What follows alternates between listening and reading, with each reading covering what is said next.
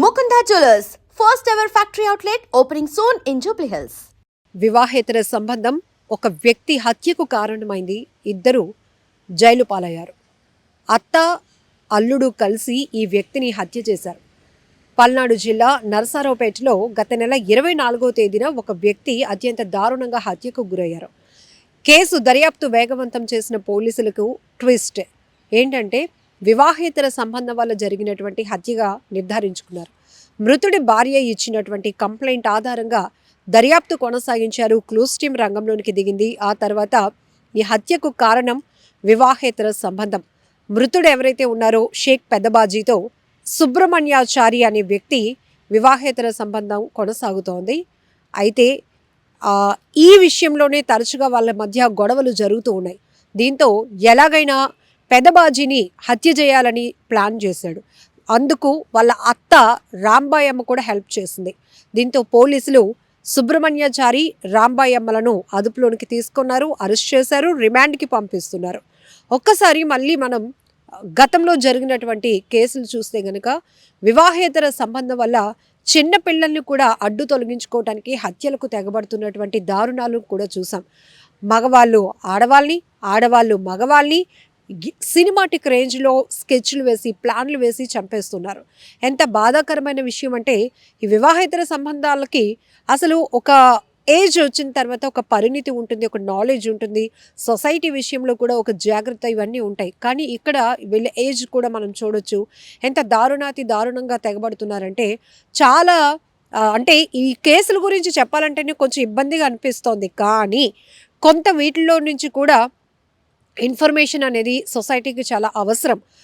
కొన్నిసార్లు అయ్యో ఉన్నట్టుండి ఆ వ్యక్తి అంత దారుణంగా ఎందుకు హత్యకు గురయ్యాడు, అసలు ఏం జరుగుంటుంది అనేటటువంటి ఒక ఆలోచన, ఒక డిస్కషన్ స్థానికంగా ఖచ్చితంగా వస్తుంది. అలాంటి కోణంలో పోలీసులకి అయితే కనుక ఒక రకమైనటువంటి ఆలోచన ఉన్నప్పటికీ కూడా సమగ్రమైన దర్యాప్తు చేసిన తర్వాతే ఈ హత్యకి కారణం ఏంటి అనేది తెలుసుకునే ప్లాన్.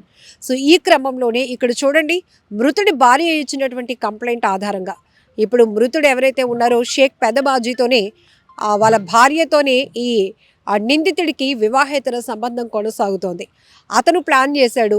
అందుకు అత్త కూడా ఏదో మహాయజ్ఞానికి సహకరించినట్టుగా ఒక వ్యక్తిని చంపడానికి పెద్దవాళ్ళు కూడా ఇట్లా సహకరించటం, ముందుకు రావటం, ఇలాంటి క్రూరమైన ఆలోచనలు చేయటం అనేది ఎంత దారుణంగా ఉందో.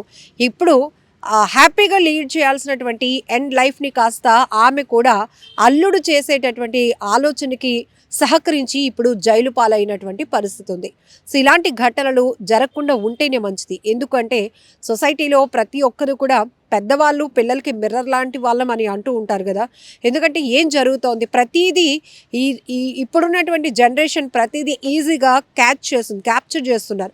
చూసి నేర్చుకునే ఘటనలే ఎక్కువగా ఉంటున్నాయి. అలాంటిది ఇట్లాంటి దారుణమైన ఘటనలు ఎక్కువ శాతం హత్యలకు కారణం వివాహేతర సంబంధాలు, ఆర్థిక పరమైనటువంటి పరిస్థితులే కారణమవుతున్నాయి. ఇందుకోసం కక్షలు పెంచుకుంటున్నారు. క్షణికావేశంలో క్రూరమైన ఆలోచనతో మనుషుల్ని చంపడానికి కూడా వెనుకడుగు వేయటం లేదు. సో మొత్తానికి ఈ పల్నాడు నరసరావుపేట గ్రామ శివారులో జరిగినటువంటి ఈ హత్య కేసునైతే పోలీసులు ఛేదించి మీడియాకు వివరాలు కూడా వెల్లడించడం జరిగింది. పోయిన నెల 24వ తారీఖు ఉదయం 5:45 నరసరావుపేట నుండి చిలకలూరుపేట వెళ్ళు బాలమోక్షజ్ఞ టీ స్టాల్ ముందు ఒక ఈ షేక్ పెదబాజీ అనే అతని హత్య జరిగింది. దీని గురించి నరసరావుపేట రూరల్ పోలీస్ స్టేషన్లో crime number 283/2025 under section 103 clause 1 red with 35 BNS Narasaraopet rural police station case నమోదైంది. ఫస్ట్ ఇతన్ని స్టాబ్ చేసి చంపింది ఎవరో తెలీదు. దాని గురించి మా ఎస్పీ గారు శ్రీ కృష్ణారావు సారు, అదేవిధంగా డిఎస్పీ గారు హనుమంతరావు గారు సారాళ్ళు మమ్మల్ని డైరెక్షన్ చేసి దీంట్లో దర్యాప్తు స్టార్ట్ చేసాం. ఇది దర్యాప్తులో ఏం తెలియదంటే ఈ మృతుడు పెదబాజీ అనే అతనికి మన నరసరావుపేటకు చెందిన ఒక టాటూలేసి ఆవిడతో అక్రమ సంబంధం ఏర్పడింది. దాని గురించి ఒకటో నిందితుడికి ఆవిడ దీంట్లో ఒకటో నిందితుడి భార్య ఆ అమ్మాయి ఇంట్లో నుంచి వెళ్ళిపోయి అతనితోనే ఉంటూ ఉంది. దాని గురించి ఒక 2-3 మంత్స్ నుంచి భార్యాభర్తలకు గొడవ జరుగుతూ ఉంది. తర్వాత ఈ మధ్య 23వ తారీఖు ఆ అమ్మాయి అక్టోబర్ 23వ తారీఖున కంప్లీట్గా ఇంట్లో నుంచి తెల్లవారుజామున అతనితో వెళ్ళిపోయింది. దాని గురించి ఈ 1వ నిందితుడైన ఆ అమ్మాయి భర్త ఎక్కడ తీసుకెళ్ళిందని కనుక్కొని ఈ మృతుడి ఇల్లు, అదేవిధంగా ఇతను ఎక్కడ పని చేస్తున్నాడు అన్నీ కనుక్కొని నిఘా పెట్టాడు.